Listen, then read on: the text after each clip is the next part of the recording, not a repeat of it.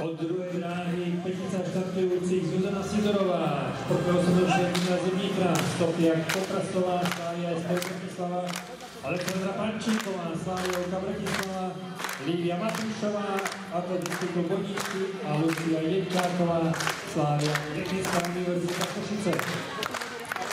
Zuzana Sidorová na budúcej pozícii s jasným náskokom.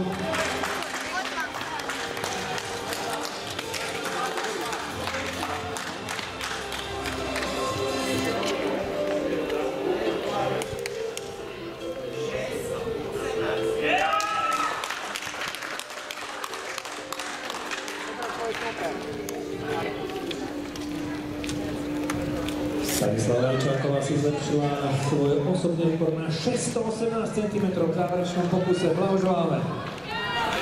Zuzana Sidorová v behu na 400 metrov, v D-čkovom behu na prvej priečke za 1:03:68.